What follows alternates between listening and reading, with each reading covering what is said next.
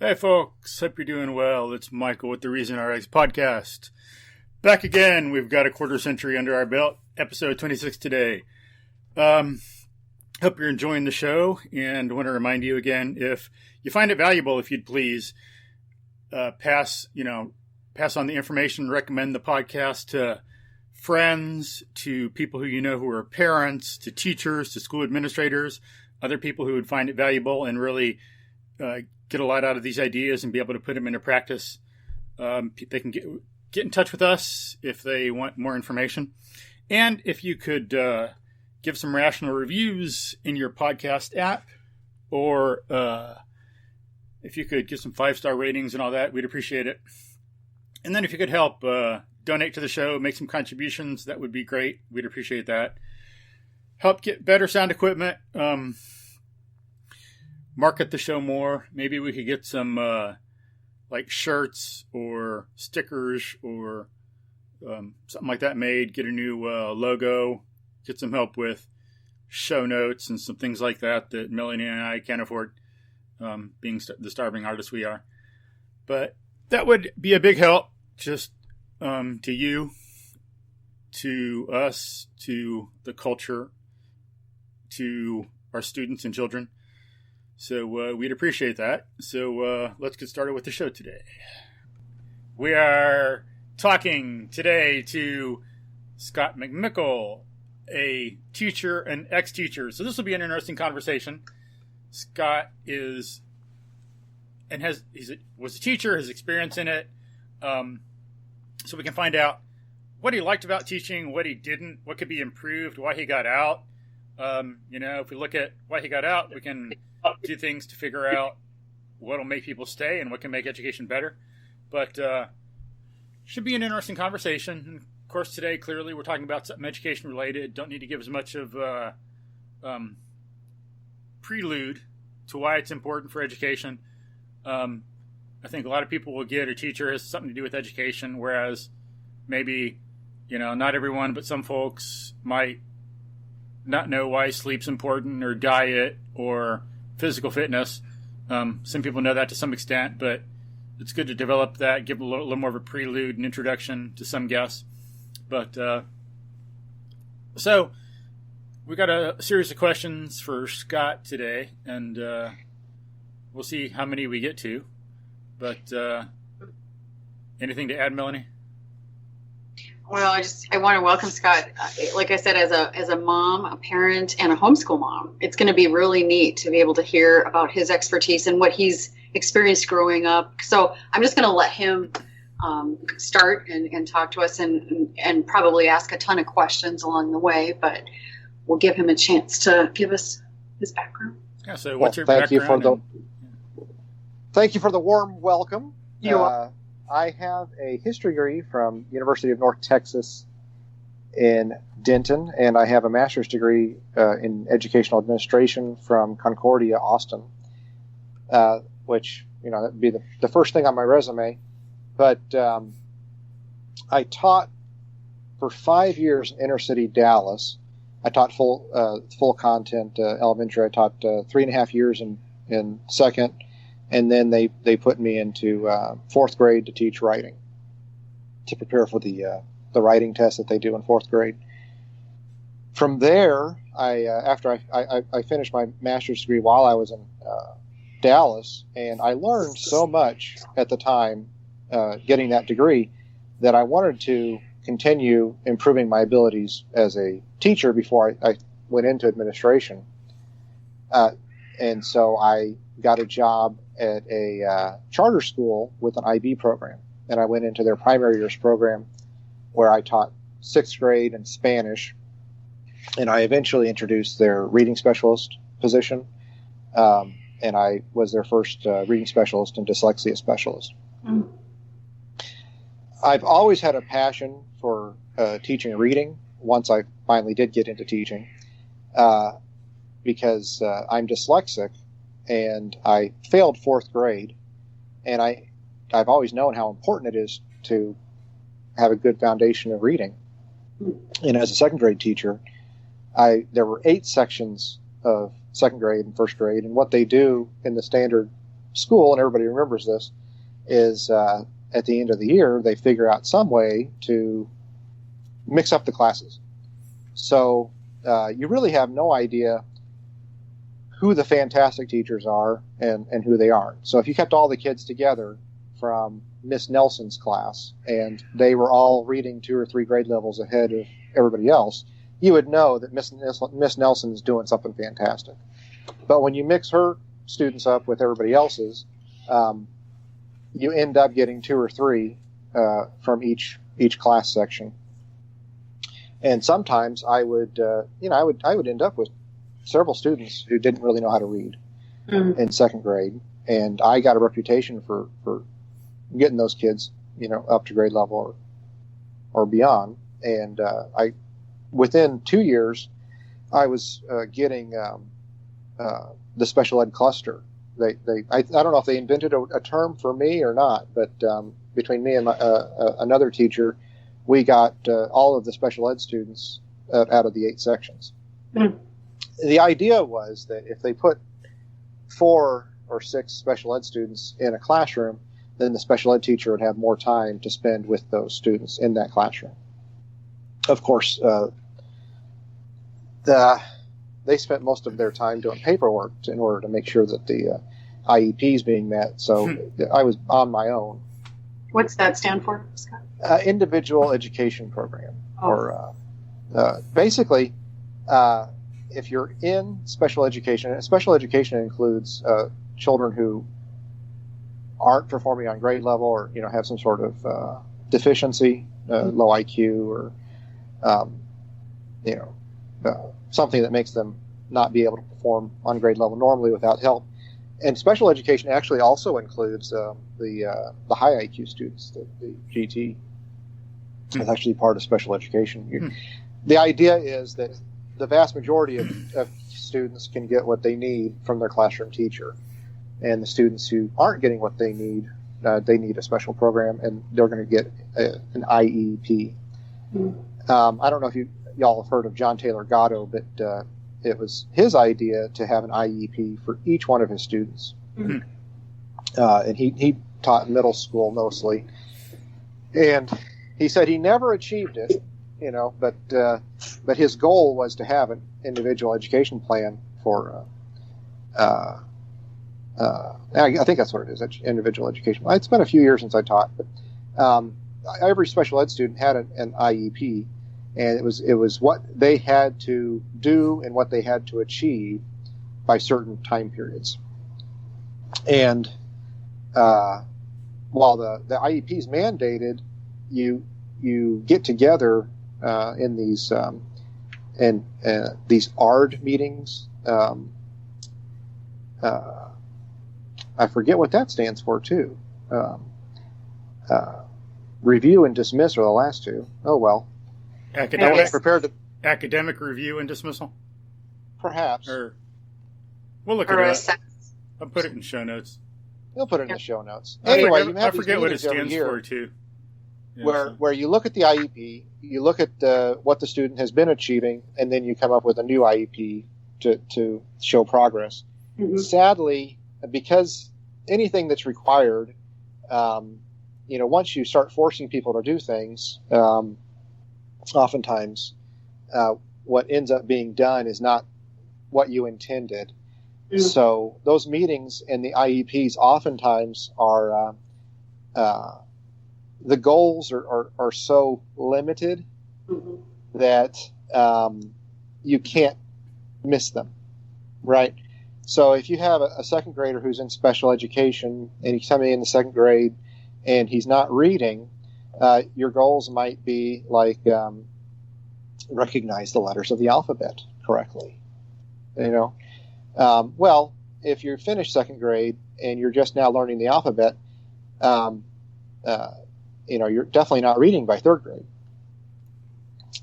But nobody's going to sue you if the parents and the teachers and all the specialists signed off on an IEP that was really weak or not ambitious enough. I guess that's what they got to do sometimes just to achieve success. You want to show you're succeeding, and if you lower the bar, then it's easier to succeed. Is that the kind of thing you say that often happens? Yes, that's been my experience at both schools. Too bad. But of course, at the charter, we had they had the same special ed teacher throughout, and she made sure the kids got what they needed. She was very helpful. But in Dallas, they had a large number, and they had so much paperwork, that they had to keep up with to document what they were doing, that they didn't really have any time to do anything. And the type of people they would hire would be like, very very left-brained, accountant type folks who were really good at paperwork, and because that was the essential job that they had to do. So it was just easier for me. I learned very, very quickly that, I was the one who was responsible for getting these kids as much as I could get them within a year, and I wasn't going to get much help doing it, but that's empowering to some extent, because when the buck stops with you, then you're going to make sure things get done. Yeah. And that was my mentality. And I taught a lot of kids to read in that environment. And at the time, they were using a program called Open Court, which was designed by, the kindergarten and first grade programs were actually written by Marilyn Yeager Adams, who's a professor at Brown. And she was on the National Reading Panel from 2000 that went through and looked at hundreds of thousands of studies and determined that you absolutely have to study phonics, or you have to learn phonics in order to learn how to read, and that has to be part of your program. And if any of the listeners remember the Andrew Bernstein podcast, that still, and if you don't, then go listen. He has some startling numbers on the statistics of who can read proficiently. Yeah. And the reality is, and that's a previous podcast, folks. So you can look in our podcast site and see. I forget if it's 20 or 21 or something, but it's definitely something you should listen to get an idea of the situation we are in. And the reality is that the teachers' colleges don't teach phonics. They're still into whole languages. And this is, almost 20 years after a devastating report from the National Reading Council. Anyway, when I was in Dallas, they were teaching phonics, and they were really going all in on it. And that's hopefully going to be having positive results. But the problem in Dallas is that they would buy a new program every 4 or 5 years, and they would evaluate their high schoolers, which doesn't make a lot of sense, because if you're teaching an elementary program and then you test it 4 years later for kids who never experienced it, you're not going to have any idea whether it's working or not when you adopt a new program. Yeah. But I really liked her program, and I actually learned a lot of phonics. I improved my skills because I am dyslexic, and I've been the idea that we have 26 letters with 40 some odd sounds, depending on how you spell it, or sometimes you just have to read a word 2 or 3 different ways to figure out how to read it. And let me It's a confusing language. Before we get into phonics a little more, let me throw in, while we're kind of on the context, just a little bit in people's minds in terms of measuring things and measuring a program instead of just throwing one in. Something people ought to consider is an idea brought up in the book Range. Again, we mentioned Range by David Epstein, subtitled "Why Generalists Succeed in a Specialized World." He talks about some people in there who studied some math teachers.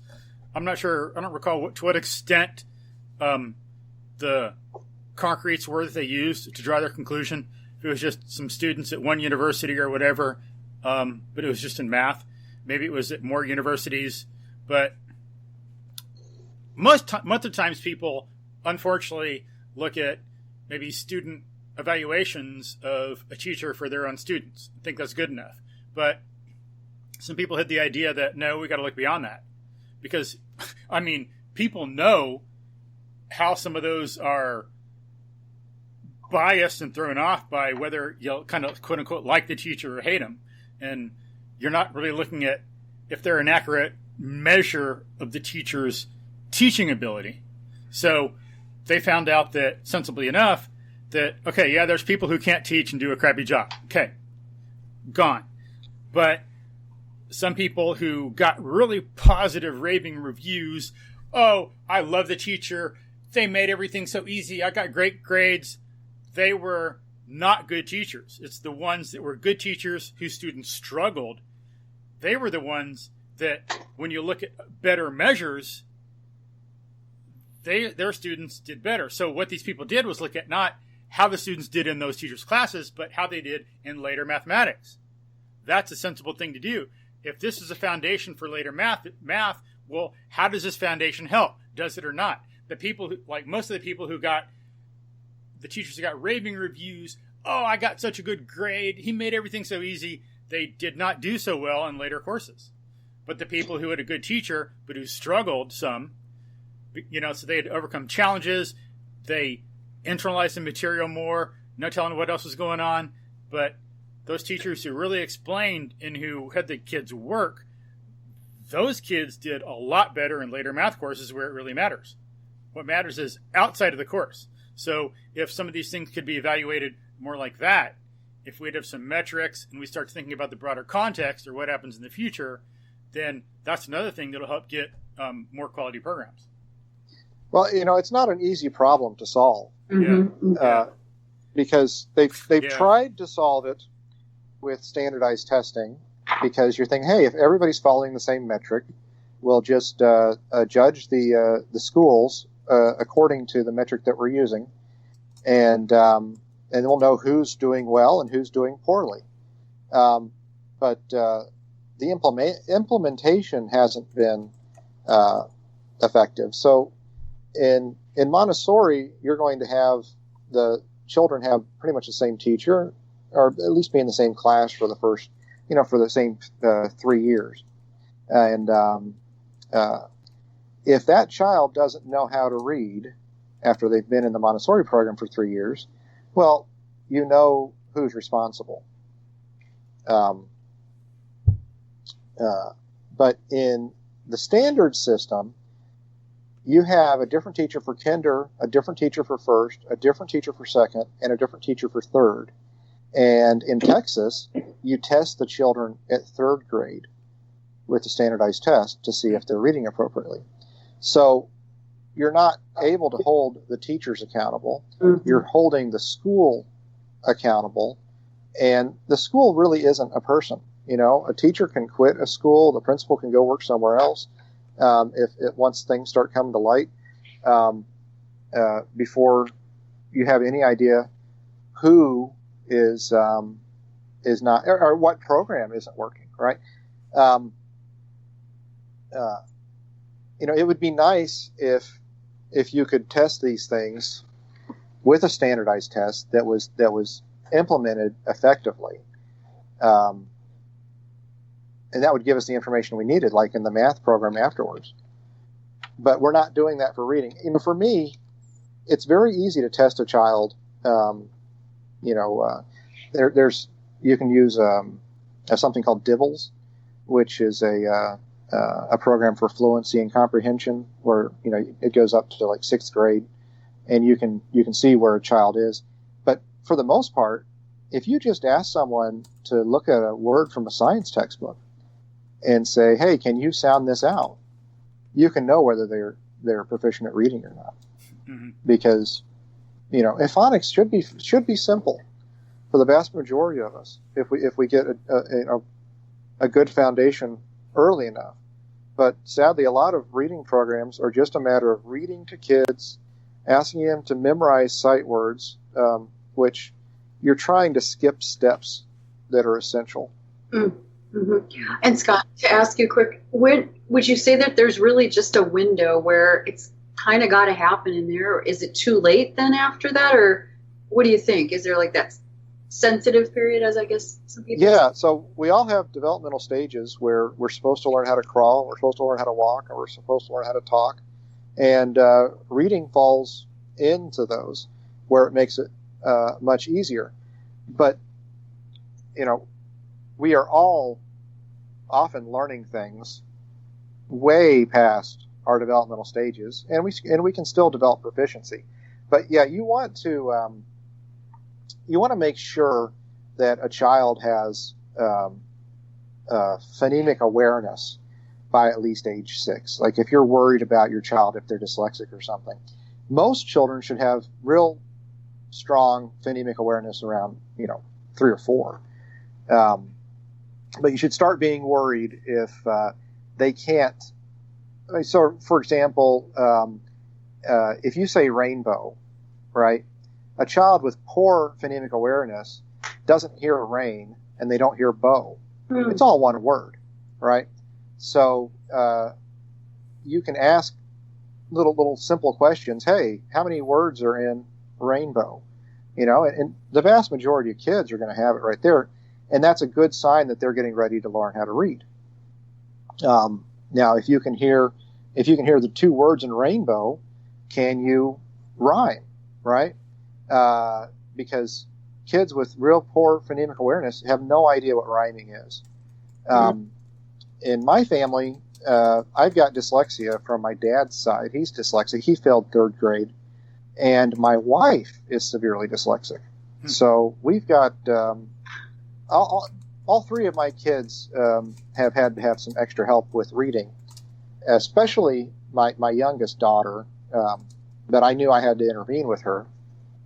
And we spent a year working through a program called Soundations.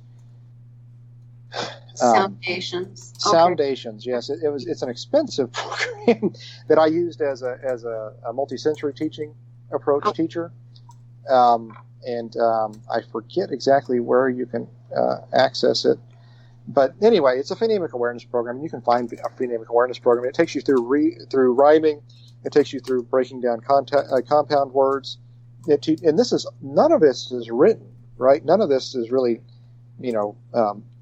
visual. It's almost all auditory because you're having to train your ears to be able to hear these sounds.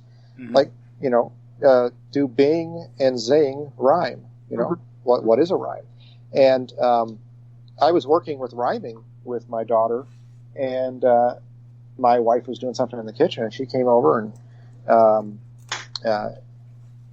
and she, after we got done, she said, "What on earth are you doing? What are you trying to get her to achieve?" Right? And I had to teach her about rhyming. When she was in her 30s, and she could learn how to rhyme. Right? It's not. She missed that developmental stage, but she still learned it. Interesting. That's probably not as automatic as my daughter. Now she loves to rhyme, my daughter. But it's something that she could. It's just like you get this look on their face because their brain simply cannot comprehend. Can't process it. Like, so your wife was in her 30s. Yeah. At the time, and what did she think? Like, because of the way her brain processed, what did she think you were doing? She just didn't get it at all, or like what? Well, couldn't pick up the rhyme. So. Okay, so you give somebody a list of words and you say, what do these have in common, right? And it's kind of like a riddle. Well, if you give somebody a riddle and you look at their face initially, there's just a whole lot of confusion, right? And she just literally could not hear the rhymes. Like, well, I don't understand what is different about these 2 words and what is the same. Right? Wow. So you have to explicitly say, well, it has the same ending, but it starts with a different sound. So look, we have bing and we have zing. See? I'm putting b in front of ing, and I'm putting z in front of ing. That's fascinating. And so because they end up with the same sound at the end, they rhyme. It's what people call rhyming, and that's how So I remember I had trouble with this too. When I was in 5th grade at the hippie school. I'm sorry, I haven't given the listeners any context. When I was in 4th grade, I failed 4th grade, and my mom looked for somewhere for me to go because I couldn't really read very well, and I wasn't getting what I needed at the local school. So she found this school that was literally called Treetops. Okay. Like the apple juice company or something. Some parents had gotten together with an educator named Dr. Christine Calstrom, and they started a school for their children in like 1969. And they had 26 acres. Cool. It was neat, and they started just as kindergarten, first, second, third, and then they would add a year as their kids got older. And by the time I got there, in the mid '80s,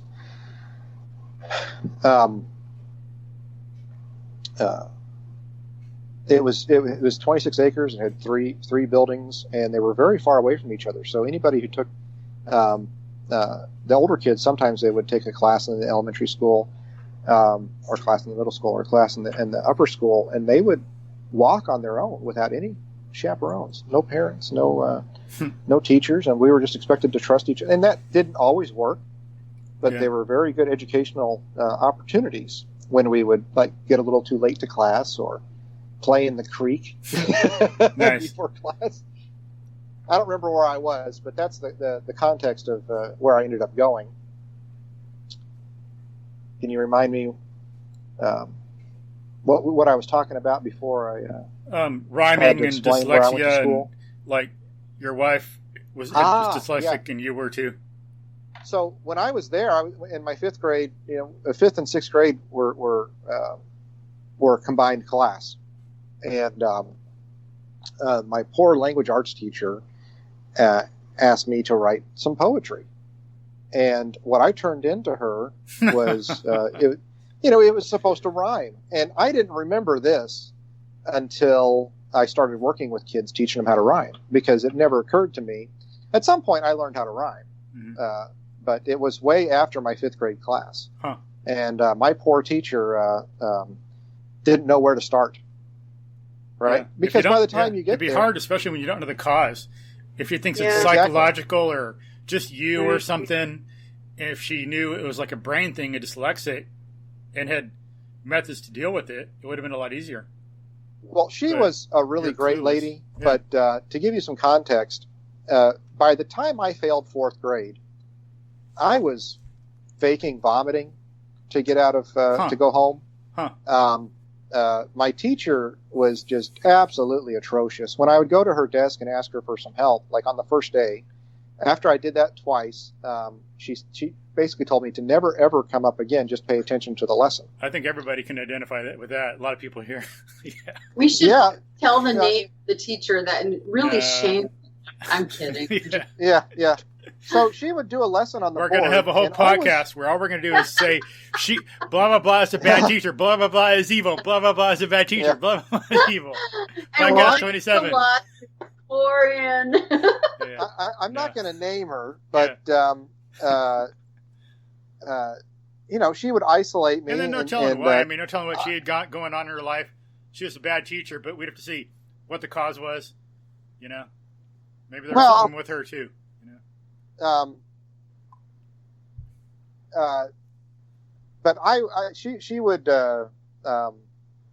she would explain something, and I was a slow developer. I obviously had an auditory processing issue where I didn't necessarily even hear what was said to me necessarily and process it appropriately. If I was at the point where I couldn't hear rhyme, right, what else couldn't I hear, right, when I was listening to these explanations and seeing the stuff on the board? And since I was basically illiterate, she would write stuff on the board and she would explain it, and I would just be really, really clueless. And so I would ask the students sitting next to me what we're doing, and usually they could tell me rather quickly, and quietly we'd whisper. But she wanted me to figure things out for myself, so she would yell at those students and tell them not to help me. And if anybody did help me, because my classmates felt sorry for me. They knew what I knew, which was I was stupid, and this evil teacher was picking on the dumb kid for no reason. And they're like, all right, hey, you're just going to do this, and you're going to fill in that blank, and you draw these words over there. And okay, she's coming. And then maybe I would do a paper or two in a 6-week session, and she had this little filing cabinet. She didn't pick up the papers. We were expected to finish our worksheet and put it in a little filing cabinet. And I would get a quarter of a way done on almost everything. I'd fill out my name and do a couple things, and I could figure out to some extent. But I was really, really slow. Yeah, I was slow too when I was in school. I can empathize with that. Yeah. Well, I would run out of time, and so I'd put the paper on my desk thinking, maybe I'll find some time to do it later. And of course, I'm a bit of a procrastinator, so that would never happen. And I couldn't wait to get out to recess. I couldn't wait to go to PE. I couldn't wait to go to lunch. And then after 6 weeks, she would be doing her grade book, and there would be nothing in my file. 3 or 4 sheets maybe. And then she'd come over to my desk, and it would just be crammed full of worksheets, because that's all she did. She'd give 10 or 15 worksheets in a day. And she'd have me stand up next to my desk, and she'd pull out each one, and she'd, what is this, Scott? Scott, what is this? You need to turn this. You didn't even finish it. And, as a, 9-year-old kid, tears would just be streaming down my face because I got this old lady yelling at me. And, I felt badly about it. Yes, I am deficient. I am stupid. I wish I had put those things in, turned them in. I wish I'd finished them. I wish I'd turned them in. And, here everybody realizes I'm stupid, right? Now, the first time that happened, everybody in class was horrified, that someone would yell at the dumb kid that way. But, so I would start throwing up to get out of, to go home because, it was a miserable experience. There was no way I could be successful.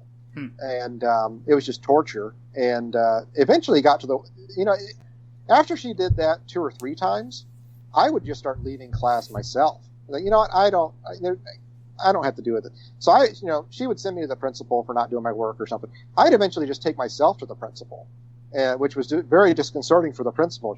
So what'd you do this time? I brought myself. I can't stand that old woman. Like, what?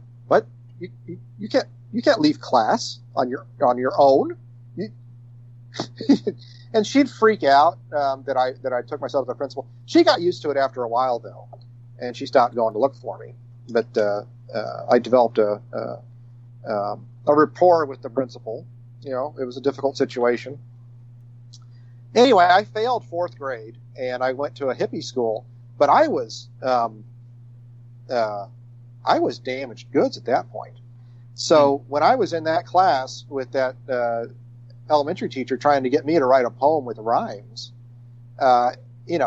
she doesn't know if I can't read very well, if I don't know what rhyming is, if I'm just practicing task avoidance. Because for those listeners, task avoidance is when you are using skills to avoid doing things. For example, a task avoidance might be pretending not to hear what someone said, right? So if you say, what? Huh? And you act really confused a whole bunch, eventually people stop asking you to do things. Right? Or a good example of task avoidance. Throwing up, pretending to throw up.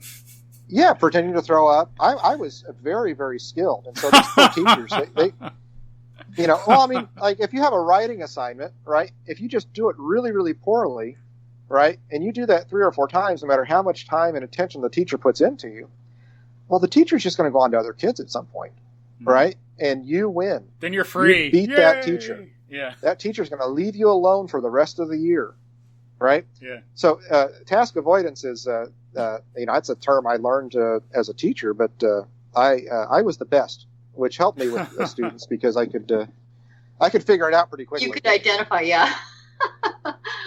I'm sure, yeah.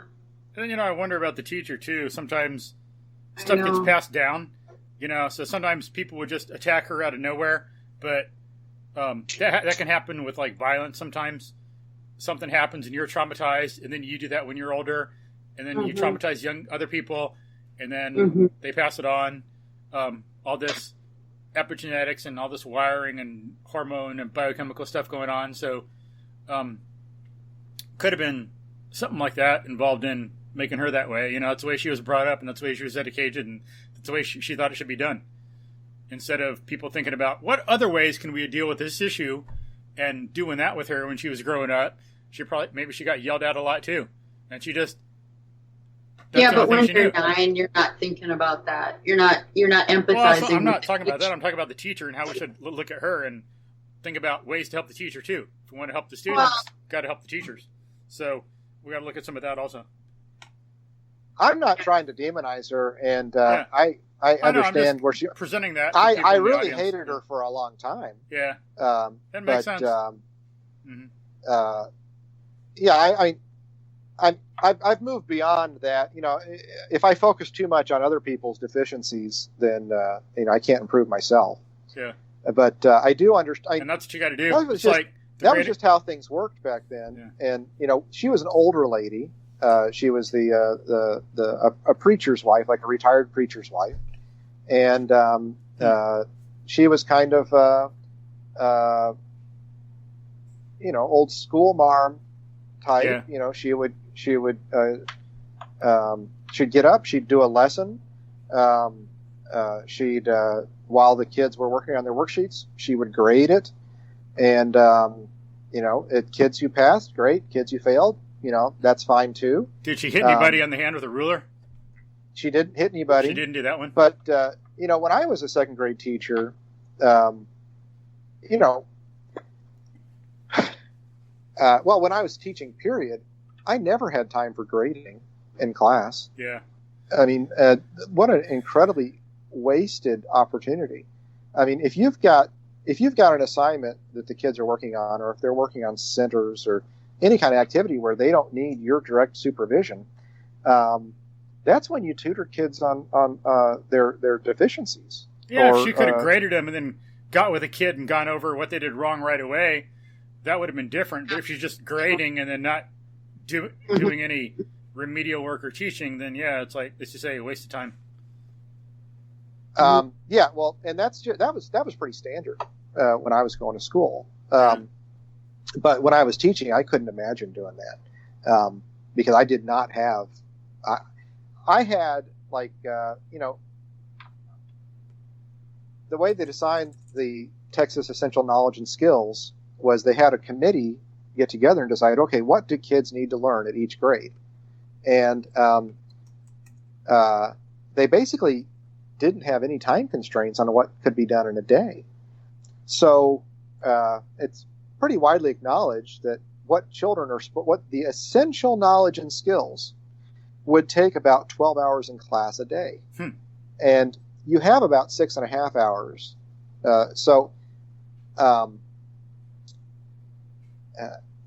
Obviously, if your essentials are taking 12 hours and you only have 6.5 hours, you're missing out on some essentials.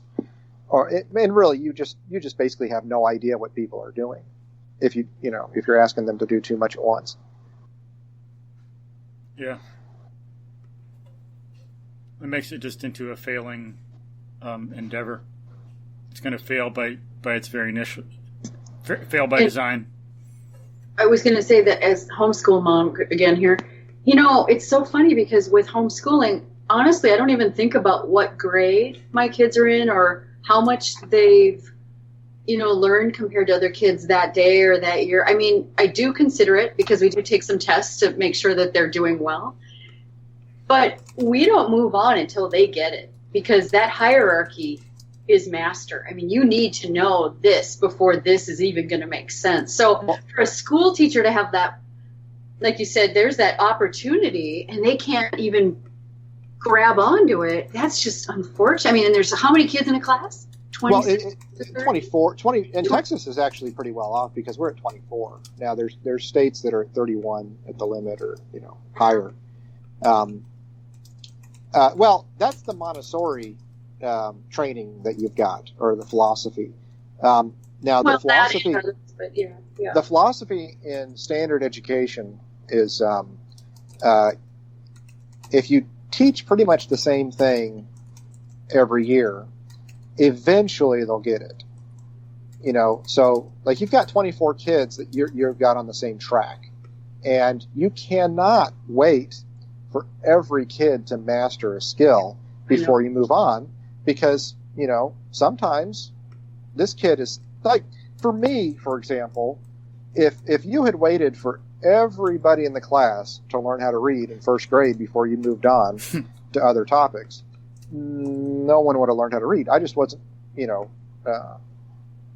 I wasn't there, right? I wasn't mature enough, or I wasn't, my phonemic awareness wasn't there. I eventually learned how to read, but if I had been in a Montessori classroom, I would have been working at my own pace, and I would have been advancing as I mastered things, and everybody else in my class would have been doing the same thing, as far as they would have been on totally different levels. They never would have been held back. They never would have been pushed too far ahead. Yeah. But that's just not the system that we have. And it doesn't make a whole lot of sense, if you have the Montessori perspective, because there's really no reason to move on from something if you haven't mastered it. Yeah, and like as some people say, with some things, not everything, but with some things, without a concept for it, we're blind to it. Right. Yeah, you just can't see it. Yeah. Which is, it's interesting. It's how the brain works. You'll have a conversation about pink Cadillacs or something. I've never seen a pink Cadillac in my life. And then you drive down the street, over the next month or so, and you see 3, right? Because your brain knew that was a possibility, something it's looking for. Yeah. And, the reality is those pink Cadillacs have been there all along. It's just they didn't register. Yeah, your brain wasn't looking for them. You perceived it, but you didn't experience it or notice it. Yeah. But let me bring one more thing into this here, Scott. I teach private music lessons, right?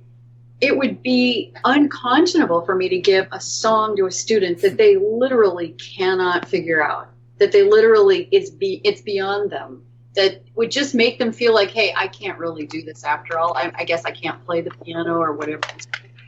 And I'm just thinking that just seems like common sense. Now, yeah, sure, I've had Montessori experience, but where does that happen where that's okay? People are just, if I did that, my students would never play. They just carry that over into the school system. How is that not just sort of a little bit of a common sense approach to teaching our kids? I guess that's teachers are required for one thing. Teachers are forced to do it. Some want to do differently, but they can't. Well, I honestly think that the system was designed that way. And since we're all brought up into it, we have a hard time seeing it, how it would function differently.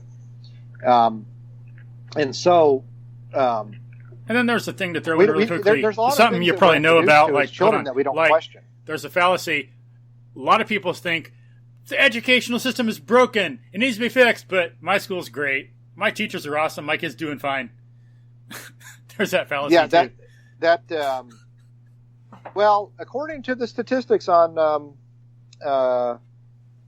just reading and math, 90% are above average. It's just well, the U.S. isn't doing very well, and in my opinion, I don't really think any country is doing well in education when you compare them to the results that homeschooling and Montessori kids are getting.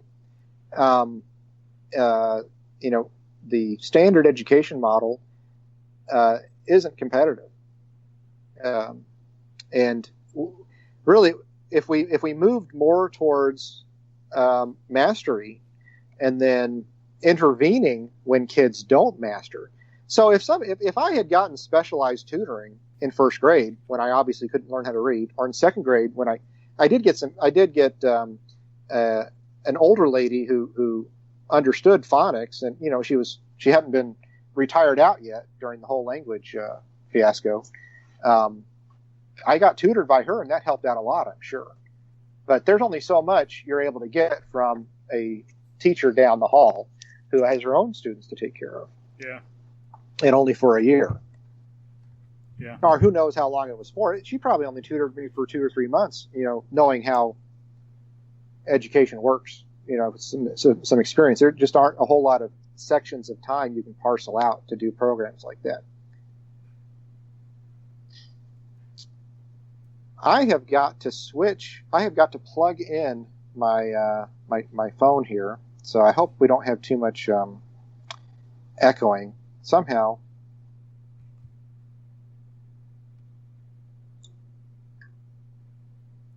I guess he's going to call us back or something. So, folks, we've lost him.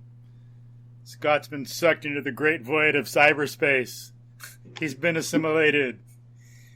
He's been taken over by the Russian mafia or the NSA. Oh, there, he's back. He escaped. There, I'm back. Now, are you guys hearing each other? Or yeah. Oh, yeah, we can hear you. I can hear you. Mm-hmm. Okay, so there's no video problem. Okay. All good. That's fine. Sometimes when you don't use headphones, people hear themselves, and it's obnoxious. Yeah, we ran out of my battery already. Huh. So you switched to your phone?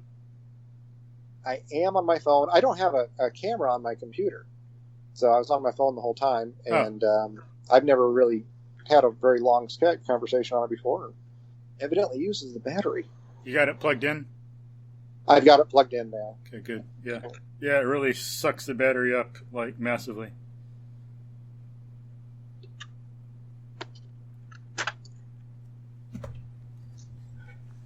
So, we good again? Are you guys? Did you guys stop recording or? No. Okay, good. Well, I'm ready to go. We're going and flowing. Okay. So. Well, what else do you have to ask me? I'm all yours. Anything else about your background or about yourself you want to discuss?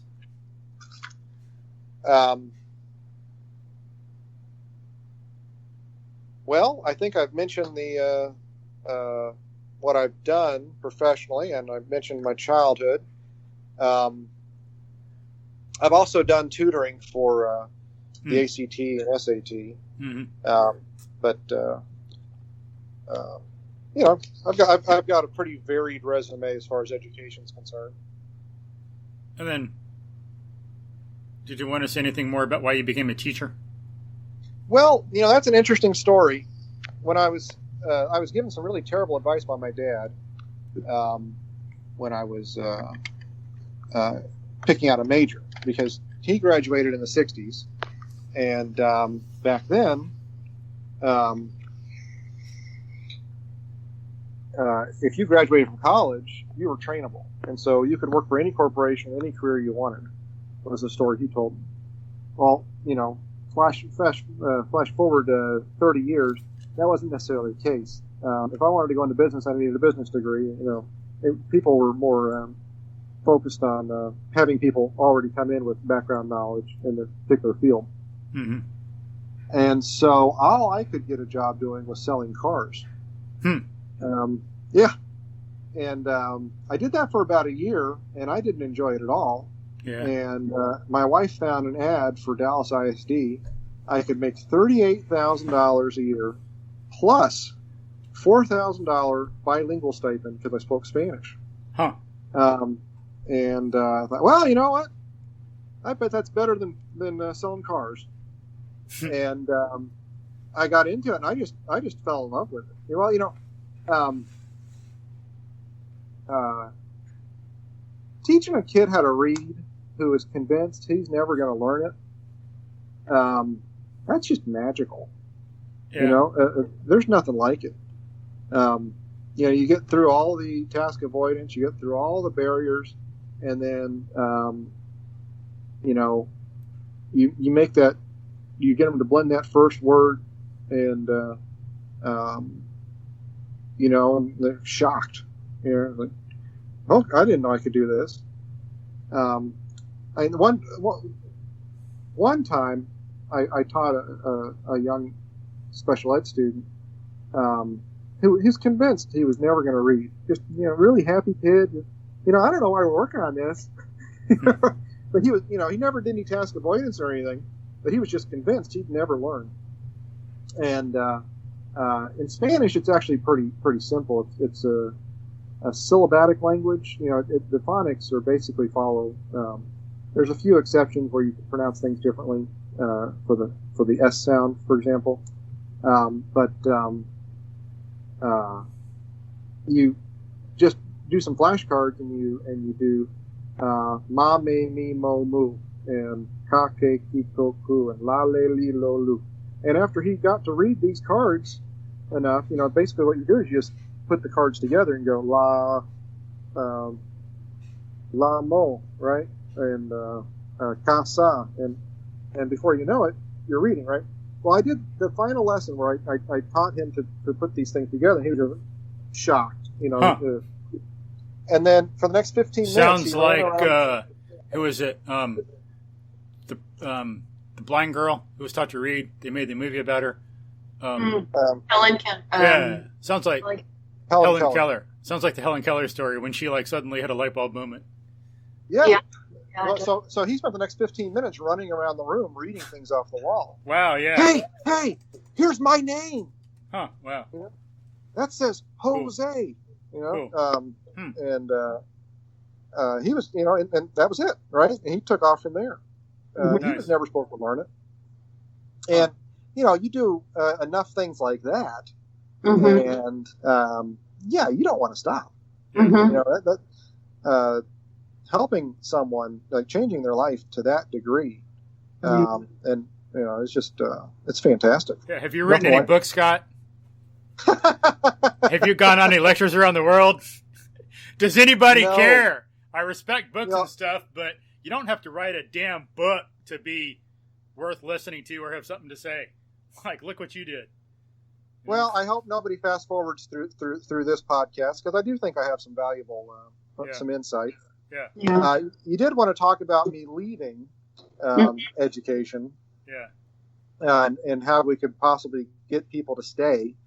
I do think if we move to a mastery approach, that would help, because people would feel like they're making progress.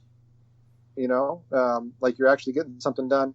And when you get a new student, so if you're trying to teach literature or geometry, and the student is illiterate, or doesn't know what the different numbers mean, right? How are you supposed to get your job done, right? The child really, in order for you to be able to do your job, and for the child to be successful, you can't move them on without mastery. So that would be a big help. But the actual reason I left was because I had a row over phonics versus whole language. The administrator I was working for, I had convinced the previous administrator to establish a reading specialist position and a dyslexia specialist position that I took over, and I introduced the dyslexia remediation. I went through and tested the kids and started using the multisensory teaching approach with them. And I was helping the school out a lot. But the new administrator that came in was from Australia, and he was a reading specialist from Australia. And when he was a reading specialist, they used something called the 3 cueing method, which you're supposed to identify words. You can use phonics. That's one of the cues. You use context. So basically it was a method. It was basically whole language, with fancy words, right? Oh, there's 3 cues, because the 3 cueing method, or any kind of whole language method, it can kind of work if you say, okay, there's a zebra on the page, and that word is horse, but I'm going to say zebra, or there's the word is horse, and there's a zebra on the page, and you say zebra. Okay, that's okay. The child's using their context clues. They're reading. Well, they're not, right? I mean, if you see the word that starts with H and you say z, you need to be corrected. Otherwise, you're going to have lifelong problems and confusion. And he told me I needed to get educated on reading instruction. And, I wasn't, I thought it was important enough that, that's just not an area where I'm going to compromise. And so I said, look, I'm going to look into this 3Qing method, and I'm really going to analyze it. And I'm going to let you know what I think, because I'd never heard of it, and I couldn't judge it at the time. Yeah. Perhaps it was phonetic. I didn't know. But when I started looking into it, that's when I eventually contacted Marilyn Yeager Adams for some help. And she was a Brown professor, and I sent her an email, and she responded. And wow, nice. And she let me gave me some clues on how to do my research and everything. But she gave me the background and the support to know it wasn't just me being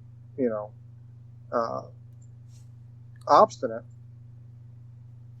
So I took her information and I did more research on the 3Qing method and whole language versus phonics, and I sent him a whole report analyzing the 3Qing method and giving my opinion on it. And he called me into the office and fired me. Huh, wow. And, I had a family business to go to, and I was doing some tutoring. And so I just thought, I need to take a break. I put my heart and soul into this stuff, and I can have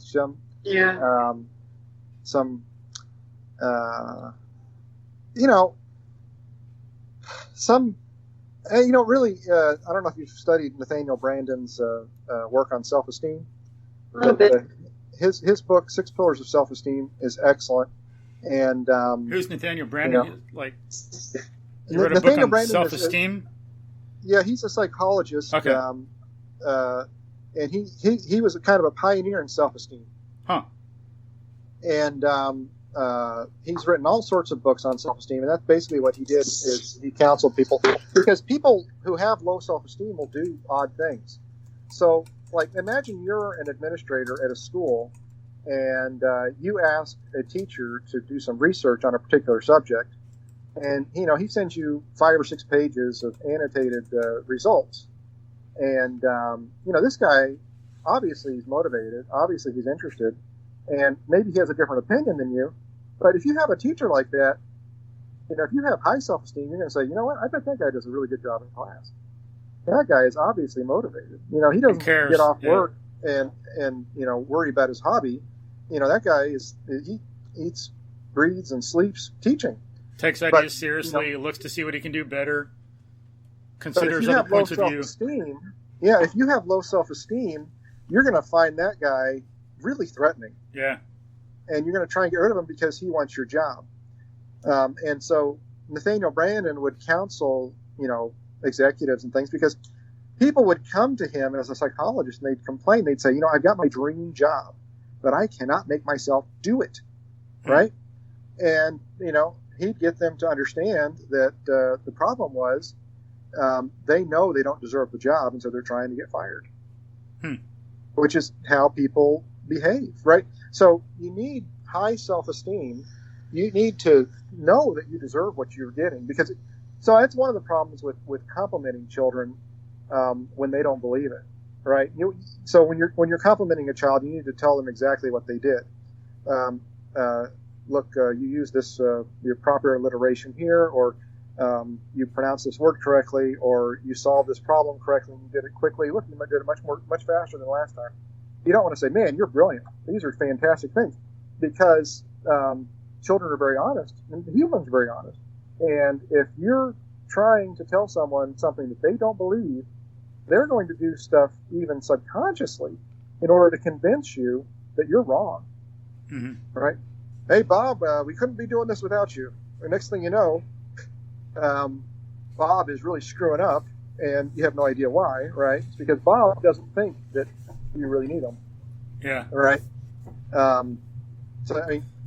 So he had low self-esteem, and so we're talking about the guy, the administrator who fired me. Yeah, he was your but boss. I was getting, I was really popular with the parents for the most part, and I was really popular with the kids, and I was really popular with the better teachers, and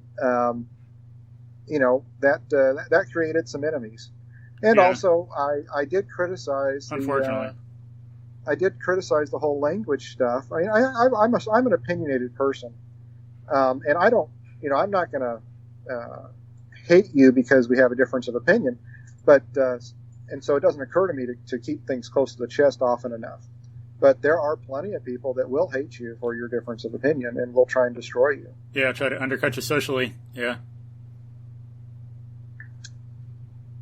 So I don't know from my experience how we could keep more teachers in education, but maybe somebody can get something out of that. Yeah, but yeah, I think Marva Collins suffered from some of that too, from what I learned in reading her biography and autobiography. So she was very successful, and Marva Collins was driven out of the school. Yeah, well, Jaime Escalante, there's all sorts of people. Jaime Escalante, after Stand and Deliver movie, it was made it was made about the year that he was really successful when he started, right? And then you don't hear the rest of the story. Yeah. Yeah, I mean, if they had followed the rest of it, it wouldn't have been a Greek, comedy, where you have a happy ending. It would have been a tragedy. Yeah. Because he ended up not being able to stay at the school because nobody else could replicate his results, and so made everybody else feel badly, and so the union and the administration, everybody put pressure on him to leave, and he had to. Yeah, and then they weren't as successful on the math APs anymore. Right. Yeah. The movie should have been more like Awakenings. I don't know if you remember the movie with Robin Williams. Yeah. Where so he's at a mental ward, and he. Are you saying schools are like mental wards? Sometimes. No, that's not the analogy I'm using. But in the movie, he has this drug that he's able to assign or to prescribe the folks, and they wake up out of their comas. They can't talk. They start talking, and they start dancing, and they're alive again, right? And he has to give them more and more of the medicine. And they start to get worse again, and eventually it doesn't matter how much medicine he gives them. So the end of the movie is kind of sad, but the middle part of the movie is really neat because you have people who you thought were just they were done, and they had so much life and vitality left to them, and that's kind of the story of those inner city that inner city high school with Jaime Escalante. You had these kids who they could score better than the wealthiest districts on pre-AP calculus. These kids from the barrio. That's the potential that we have with fantastic teachers, and we need to support them. Yeah, that's a good way to put it. That's a potential we have, and if it's not there, it's being betrayed or destroyed or undercut. You got backstabbers and stuff like that getting in the way of it. It's not like it's unusual. It should be kind of more like the normal and the expected. Right. Well, I had, just anecdotally from when I was teaching, maybe 5% of teachers shouldn't have been in the job, which is enough to really be bad for an educational system. I think really just the philosophy and the curriculum need to be modified to allow those people to be successful. Yeah. When I left at Dallas ISD, I had a good relationship with the principal, and I said, look, I'll give you 3 more years if you let me loop. And looping is when you stay with the same class for 2 years. Like you go, like if you start out at kindergarten, you go into first grade with that same class. And, that's enough, that's contrary enough to orthodoxy that he couldn't do it. Because I wanted to loop for 3 years. Yeah, if you gave me the kids kindergarten, first, and second, I would guarantee that they would pass. If I had a kid from all those ages, I said, I guarantee they will all pass the 3rd grade tax test. And that shows the rigid, dead bureaucracy involved when you can't even do something like that. Yeah, that would have been a neat experiment. But it's a whole lot easier just to keep things the way they are. Because to some extent, easy in some ways. That's like the consequences are not easy, right? though. The consequences are really, really, really, really bad. But yeah. Yeah, so you probably have to get a psychologist involved, and write up a study, and then have it put before a board, and because it's not normal. But that was a big part of my problem is I would get these kids in second grade who had a terrible first grade teacher, and I knew who she was, and I think he eventually got her fired because I documented it for him. But that's really hard to do, is fire a bad teacher. But I knew that if I had the kids early enough, and another problem is when you just have kids for 9 months in elementary school,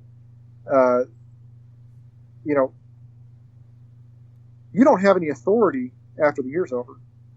Like if you were to loop, like I could send assignments home for Christmas or Thanksgiving or whatever, and they would get done because I was the teacher, right? Now, if I was in kindergarten and I was going to be the first grade teacher, if those parents didn't have the kids, working on certain stuff during the summer, they probably would have felt like moving because they wouldn't want to come and have to explain to me how they fell down on the job in September of first grade, and I'd get to do that for 2 years. Mm-hmm. Instead of having 9 months, I would actually have 30. I would have access to the summer months, and also I would be motivated to check in on the kids in the summer. Yeah. Right. Because hey, I made this guarantee, and I am responsible, and if I don't get it done, everybody's going to know. The egg's going to be on my face. Yeah. So, you just provide a lot more motivation and a lot more accountability for everyone. For sure. Yeah. Would you think maybe privatizing education? It's kind of sounding almost like there could be special schools that would say like go year round, but do it different or start at a different time of year and have that looping as an option. I mean, I think, well, ideally, in an ideal world for me, everybody would do Montessori. It would be, Montessori would be cheaper, ideally. It's such a specialized market now that it's hard to find teachers that are willing to go through that training, and they're not cheap, and the materials aren't cheap. But it's great stuff. It's worth it. It absolutely, if you can afford Montessori. What value do we place on our students and children in the future? I know it. That's it. I know. Period. But did they use that, sorry to interrupt, Scott, if they use that, though, to throw more money at what's not working? You know what I mean? So if you say it like, I understand where you're coming from, Michael, but man, if we just fund this a little bit more. More computers, right. We just need faster computers, and then the kids are going to be geniuses. Well, there are just some things. You're starting off with a system that's not really meant to work very effectively. There's really no reason to put a whole bunch of kids the same age into the same room. Yeah, there's so many, too. It might sound like a reasonable idea, but it just doesn't work at all anthropologically. Humans are niche finders, and if you have 7 or 8 kids who are the same age together, that's about the limit, in my opinion, of what you would have in a tribe where everybody can find a skill that they're known for and they can feel good about. I'm the kid who's really good at finding berries, or I'm the kid who's really good at making arrows. I'm the kid who's really fast, and then once you put it into 24 or 25 or 30 kids in the same classroom, number one, in kindergarten, those kids are pretty much 9 or 12 months apart from each other, because there's a cutoff, and the cutoff is like September. And so you've got kids who are born in September hanging out with kids who were born in August, right? And they're basically a year difference, and they're supposed to be learning the same stuff. And like, and the younger they are, the worse that is. Right? Once they get to high school, it's not as big a deal because developmentally, a year is not. It has evened out a little bit, but but you take all these kids who are the same age, and well, theoretically, you're right, except for that kindergarten example, but they can't find niches, right? And if you can't find a niche as a human being, it's very, very bad for your self-esteem. I'm not good. I'm not as good at math as the smartest kid in class. I'm bad at math. Yeah. Right. Yeah. And that just goes.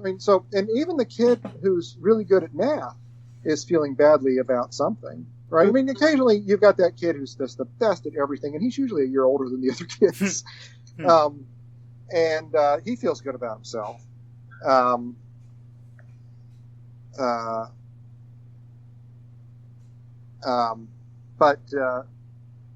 If you're in a situation like a Montessori classroom, really the kids don't really know what everybody else is working on and who's smarter or who started earlier. Don't care. I'm not an expert in Montessori, but I grew up with a young man named Donovan Albanese, whose parents run Albanese Education, and they make Montessori materials out of Dallas, and they ship all over the world. And Julianne Albanese told me that when they started a school, it was essential that they would start with one student, and then each month they would introduce a new student, because they had to make sure that they maintained the school culture. And that's the way a classroom will go. Yeah. I know someone who teaches Um, Montessori, like real Montessori, and that's the way she's told me they do it. It's harder to introduce a new student. You have a certain routine going, and the teacher's got to give more time to that new student to teach them the ropes and what's going on and not disrupt the whole thing. And if you have too many starting at one time, too many kids, you just can't. Right. So that's I don't know if that's a principle. It sounds like it's a principle of Montessori. So they actually do they do contemporary Montessori certifications. They actually have their own certification that they provide. And maybe that person I know who does Montessori will be on the show in the future. I hope so. But you can ask them about it. Yeah. But can you imagine, like, if you're a kid and you're coming in and there's 30 other kids in the class and you're starting off day one, and some kids are able to get it and you're not, you're going to feel kind of stupid. Mm-hmm. But if you start school a month after all of these other kids have already been here and you can't figure something out, well, you have no idea. There's no context to figure out where you are, right? And where they are doesn't really make a big difference because they had a head start. Yeah. Right? There's just all sorts of things that our current system does to put the average student and the average teacher and the average parent at a disadvantage to begin with. And we know better ways of going about it. But I think a big part of the problem is that we do think that money is going to fix the problem. Mm-hmm. If you could have twice as many teachers, right? You could have 12 to 1. But if you're not teaching mastery, right, you're not going to have the kind of results that you could if you just made sure that a kid learned something. So, like when Melanie, when you were talking about trying to get a kid to play something that they're not capable of playing, well, I'm sure Michael deals with this all the time. You get a kid who, instead of being able to learn something new, you have to start off by teaching the kid that he's not an idiot, right? Like, so you have to, instead of starting from scratch, you're starting way behind. So you get this, you've got this parent who's come, hey, I've got this kid, he can't do 8th grade math, and he's a sophomore in high school. He's broken, fix him. That's what, you have to do a lot of times in tutoring. And, turns out the kid's, average enough intelligence. There's no problem learning the skills. It's just you can't get him to do the work because he's convinced there's no way he can learn it. And you have to get over that.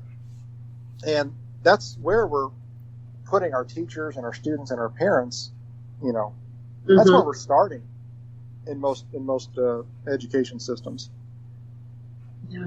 I actually was going to say that I get a lot of transfer students from piano teachers, and these are kids who played for 2 years and can't read notes. Yeah. They can't figure out rhythm. They don't know what note it is by looking on the staff to find it on the piano unless I help them with their, I'm like, what were they being taught? What were they doing? Yeah, exactly. Well, they were playing by ear. They get very good at just, and the teachers will help them by playing it first so they can hear how it's supposed. And I will not do that for a student.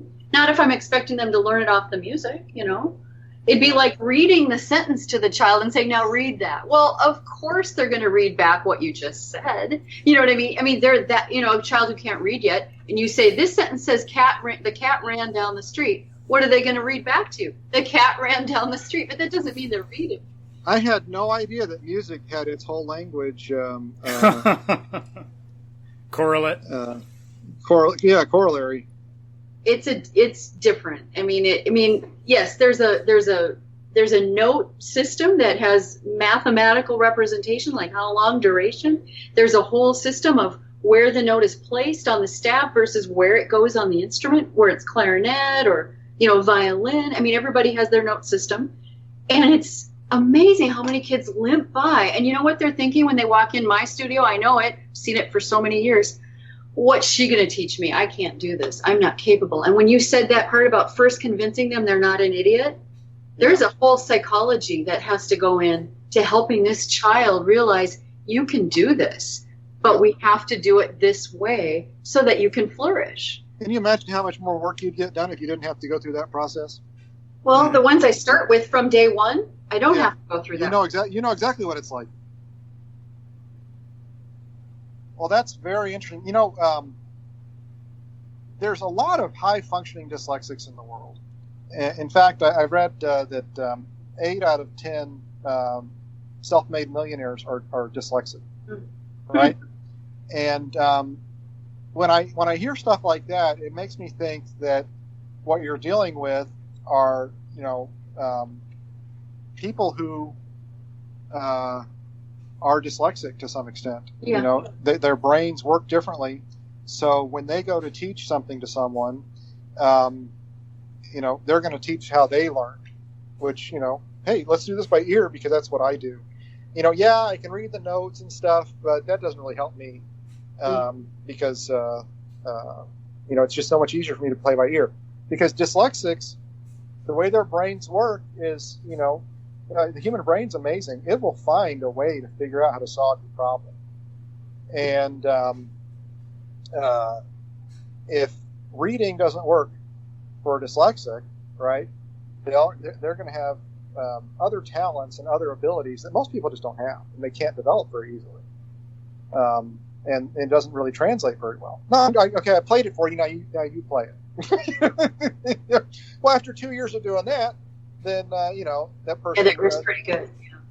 Yeah, and really, what we're doing with the whole language is, really 15 to 20% of the population should be naturally dyslexic, but we've gotten to the point where about 40% reads like a dyslexic or more. They're memorizing words; they can't sound words out because they were never taught. And so it's almost as if, and I do think Horace Mann, I'm having a hard time finding the quote, but he has this quote where, like, phonics, teaching phonetics is like, wisps. It's like ethereal. It like doesn't make any sense. And I think it doesn't make any sense to him because it didn't make any sense to him. Horace Mann was a genius, and he could memorize enough words to be able to memorize them. And what do you mean you're hearing sounds within the word dog? It's just dog. Good. What are you talking about? That's wisps. That's nonsense.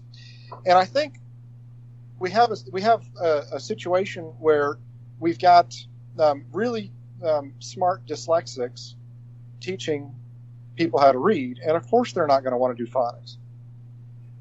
Kind of like having tone deaf people teach music or something. Right. Well, then that's just it. I mean, you've got these people who are incredibly talented, but they can't use the systems that we've developed for passing on knowledge consistently. We've always been able to tell stories and pass down stories for generation to generation to generation. And once we learned how to write things down, our memories just aren't as good, right? Like if, we're well-educated people, if we're going to tell a story, we want to read it again first before we tell it to make sure we know it. But if you were to ask some tribal people a story, typically it doesn't change at all. Like they know it.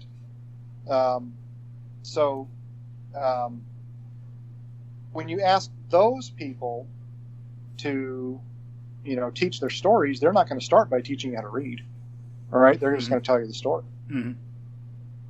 and they're not going to have any idea why you can't remember it after the first two, telling.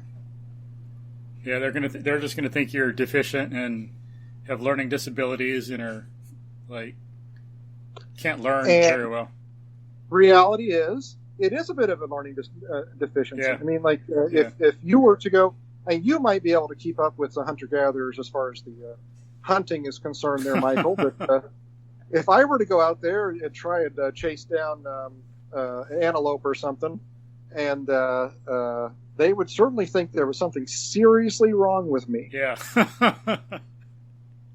And they would be right. I should be in that kind of shape. Yeah. They'll have you weave baskets. It's okay. You'll find something. Yeah. They'll send me in to weave baskets or tend the fire.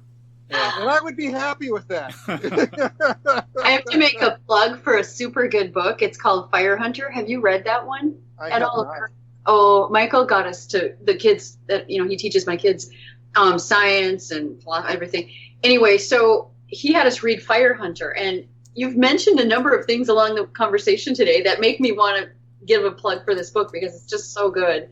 And we'll put it in the show notes at the end, but definitely it talks about how for a society then to work back in, prehistoric man, it would be where everybody had their own division of labor, their specialized task. And if you didn't do it, all of a sudden there's a void there. Well, how are we going to survive if someone's not making arrows or weaving baskets or, whatever it is. So, but it's a very good book. I highly encourage anyone listening to read it, pick it up. It's hard to find. It's out of print. So since I don't have the hunter-gatherer memory, I will definitely check the show notes. Yeah, it's okay. And I think there's a free PDF. Melanie, a free PDF online we can link to. Otherwise, because the book itself is, I think it was written in the 50s, but it's harder to find, and so on Amazon, if you get a copy, it's going to be like $60 or $100 or something like that. And it's 50. I bought it. Yeah, it's more like it's really good. I'd recommend it for anybody, any age. So that's $10 each. But yeah, it's more like a kid's book, maybe more like junior high school level. Yeah. But still, some kids' books are still awesome to read. It's good. It's heroic. And it's very insightful. Really shows you if your mind if you're aware of what your environment has going on, you'll survive. But if you just tune out or, just coast, it's going to be tricky. It's going to be very hard. And I think it makes some mistakes. Hold on. I think it makes some mistakes about animals. Like, I think it presents like some lions and stuff as like, all they want to do is attack people. And, oh my gosh, it's such a dangerous place. And I'm not sure to what extent it was really like that. Like a study was done recently, and it found that lions avoided areas where there was a human voice. They would majorly change their behavior to avoid it. Lions, bobcats, some other things. And then if you look at the scientific literature, instead of made up stories, read I forgot this one book I put in the show notes about lions. A lot of times when the guy tried to track down a report of someone who said they were attacked by a lion, he could never find any like solid source. Well, so-and-so was attacked by a lion, and you go talk to them. Well, who was it? Well, so-and-so, and it's just a story passed down that is just make-believe and never really happened. But some of that, sometimes that's a teachable moment there too. Like sometimes there are some attacks, but a lot of it it's like way, way overrated, misunderstood, and it can only happen because we're so ignorant about the way nature works. Mm-hmm. Well, you're going to have very few sources for anything, especially fiction, where you're not going to have some stuff where you can disagree with the author on. Yeah, everyone makes mistakes. I make mistakes. Do you make mistakes, Scott? Or are you perfect? Nah, Melanie, do you make mistakes? I'm pretty close. But, I make mistakes. Yeah. Now, who doesn't? Well, I got in the habit early on of making mistakes as a teacher. You can't really afford it. You can't really avoid it too much when you're dyslexic. Like one thing I would do is I would say one word, and then something else would come out of my hand on the board.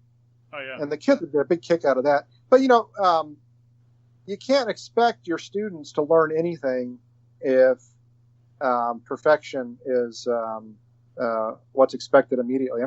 you have to make mistakes in order to learn. Yeah. And whenever I made a mistake, I pointed it out. Like I stopped teaching just as kids were getting their phones, and every once in a while somebody might find something that I said, a day or two later, or that was wrong, and then I'd take time out the next day to make sure each class knew that I had made a mistake and that Jenny had found out. It's great. Yep. And, good. So just because I'm an authority figure and I say something, I thought it was true. Like one time, because I had taken a class on the origination on English, the development of the English language. Right? We studied Old English and Middle English, and for some reason my memory had messed up, and I thought that English was majority French and minority German. Right? Well, it turns out it's actually majority German and minority French, which makes sense considering that the French came over, and they were ruling the locals, and most of our French words just have to do with things that the nobles would do. Like, for example, a cow, our word for cow comes from coup, C-U, right? Which is what it was in the field. But when somebody finally ate it, it was bouf, which becomes beef, right? That's why we have two words for chicken and poultry and pig and pork, because the people working in the field didn't get to eat that stuff. And so once it got on somebody's plate, it became the French version. Anyway, I was talking to the kids about that, and they had learned in another class that it was, like 60% German and 40% French. I was like, oh my gosh, let me look that up. Oh, well, looks like I was wrong yesterday, guys. About English? Actually, both are wrong, because it's not 60-40. There's the Latin. What is it? There's the original English. I don't remember the thing, but there's a Viking in it. It's like... Well, yeah. It's more complicated, but it's mainly German and French. And then the French is Latin, right? Yeah. French comes from Latin. Yeah. It gets more complicated, yeah. So, and then there's a lot of, because English has a broken grammatical structure that you can. I mean, for example, in Spanish, if you were to take a verb from another language, you'd have to add AR, IR, or ER at the end of it. Otherwise, it doesn't make any sense. You can't conjugate it, right? But in English, you can take any word from any other language and just insert it. And it makes sense, right? You don't have to change anything to it. Yeah. Right. And so it's a really convenient language as far as that's concerned. Yeah, because it is hard to learn. I say to some students, capiche. I don't say capichiar or capichar. Just capiche. Right. And if there's a noun, it's pretty easy. For example, what do you think they call sushi in Spanish? Sushi? Don't know. Sushi. Yeah, because it's a noun, you don't have to worry about it. Oh. But any kind of verb you're going to add, like for example, what do you do when you're writing somebody a message on your phone? They send you a text message, right? And you text them back. Well, in Spanish, typically most people have started to say textear. Huh. Oh, yeah. Right? So they're adding AR to the end of the word text. And they have to do that, right? Yeah. Okay, well, I've had a lot of fun. Do you guys have any more questions for me? It's been about an hour and a half. So yeah. We got more questions, but we can... Yeah. Well, thank you very much for having me. There. It's been an honor. I hope you guys got something out of it. I hope the audience got something. Yeah. I want to recommend everybody get on Patreon or PayPal and help these folks out. They have to put a lot of work into putting these podcasts together. It only took me like an hour and a half, but Michael and Melanie had to put the show notes together and check the audio. They're probably going to have to listen to this a couple times, and they're going to get really annoyed hearing my voice after a while. But not at all. I really appreciate it, and so I'm donating. Thank you so much. Yeah, it takes dealing with the show notes. I'm doing it mostly because I know more about some of this stuff. Kind of more specialized stuff sometimes. So we'll have to have go for 2 months or something where it's nothing but art, so I can just kick back and relax and lie under the sun and let Melanie do all the work for a change, because it takes like hell, like, you know, the preparation, never mind that, and then the podcast, and then getting show notes and everything together. It's like freaking 3 or 5 hours. It's like, it's a lot of work, a lot of time. Sometimes my eyes get all bloodshot. I get all tired looking at this damn computer screen and my damn phone screen. I need to like get the hell out of the. Well, it's a good thing you've got the NewVnet to move into when that happens. True. Yeah, that's a saving grace there. But yeah, thanks, Scott. But thank you, Scott, and I hope you can find time to meet with us again for some more. I mean, anything. I'm an open book. Anything you guys want to know. Yep. Yeah. Right. So, more stuff. Great talking to you. More questions. Cool. All right. Awesome. Thank you. Okay, thanks. Bye. Bye. So, folks, hope you enjoyed that discussion with an actual teacher, ex-teacher.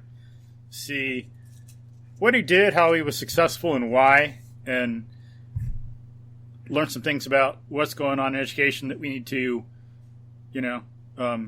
fix.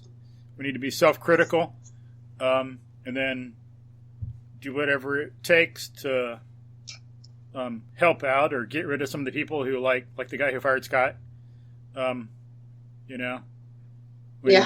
Scott does his research and his due diligence and knows what's right and is doing what helps his kids, and he's got a proven track record, and he gets fired because he's not bowing down and kissing the guy's feet as if the guy's some king that is to be obeyed mindlessly. Well, that guy needs to go, not people like Scott. Yeah. So one reason we're suffering in the culture, students are suffering, their children are suffering, the culture is because people like that. And, we need to be honest and self-critical and objective and do what we need to fix things. And like someone like that needs to improve their own self first. What the hell would have been the big deal if he starts using phonics anyway? How the hell would that hurt his position or affect him? So he's learning, he's doing something better. It's going to have his students will be more successful and so on and so forth. What the hell's the problem? It's unconscionable that he doesn't make a change and do something better like that. But right. That's something we need to, not necessarily just fight for it, but as I say, help teachers out, see if they need anything, convince them of good ideas, persuade them, give rational arguments, help them out, let them know that they can do things better. Hey, you're doing this really well. We like your conviction, but here's something you can do that's better. Give some support. Have some training sessions over the summer, if you want. Some people donate stuff. What about donating a free training session in grammar to the teachers or something? But and then a good point Scott made was how one issue is that some people talk about how some Japanese schools are doing better than American schools, but Scott made the good point that Montessori and homeschoolings do in some cases are doing even better. Not all homeschooling, but some. And some Montessori schools are in name only. They're not real Montessori. So when we look at the ones that are really good and really effective in doing rational education, looking at schools all around the world compared to them, they're just not passing muster. And I think more generally we need more better philosophic standards, epistemological standards of what's going on, how to judge what's being taught, how to judge what a teacher should do. More of that needs to come up in teacher training, assessing students. If, in my opinion, the fact that so many graduate from high school, never mind junior high school, not knowing what induction or deduction are, basic thought processes about how our mind works, that is intellectually criminal. That should not be happening. And as I say, I didn't know better before. A lot of teachers don't. They're doing their best. But, There are, of course, some philosophers and some influential teachers who are at fault, but not all of them. Not all the teachers. But some people are definitely at fault and definitely should be blamed, are reprehensible for some of this.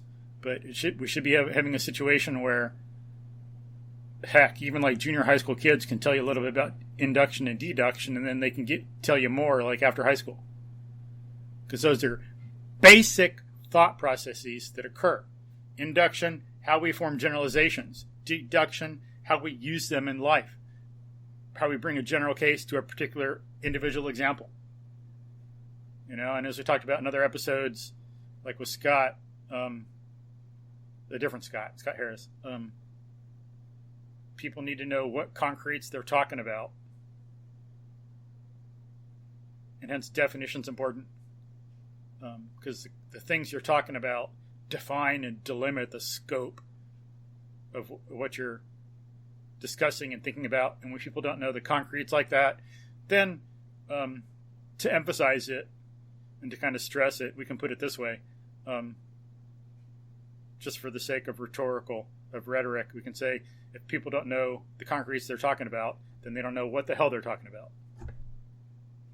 Knowledge is of the world. It's not memorized stuff. So that's digging deeper and seeing what's going on in kind of where more Montessori and some good Montessori and good homeschools are going. And that's on a deeper level, more what Scott would be getting at. But any other words, Melanie? No, that's great. It's a great way to end the show.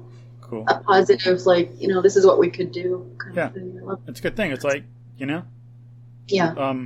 Sometimes, we need to be critical, and sometimes, what we're doing is being passionate about things, not being attacking, And that's what's going on here. We need to realize this is pro-life, survival, something we got to embrace so we can thrive and be happy. Yeah. Like you said before, they're our kids. They're our future. Yeah. True. And there's their future. We need to help them get a good future. Yeah. Have it.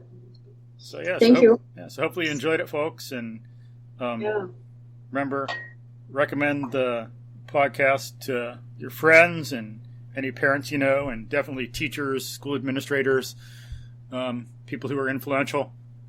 You got people out there wanting to help education or change it or have foundations or whatever, and send this to them so they can get some of the ideas in their organization. If they want, they can contact like Scott Harris, Scott McMickle, Melanie, or I. We could help out. A lot of people are figuring out, as we discussed in the previous episode 25, about problems with science education or education in general, a lack and a dearth of critical thinking in general, and having degrees in philosophy and having in history and all this that we got, and having studied the history of science and everything, we don't have the answer, but we have a lot of answers, and we have ideas that can help serve as a springboard for others and further developments and doing things better. Just as Copernicus came before and led, Copernicus led to Kepler, and Kepler and Galileo led to Newton, and so on. We need to build. But cool. So please support the show. Please support Rational Ideas, and thank you for listening. Any words, Melanie? No, thanks everybody. All right, y'all have a good day. See you next time.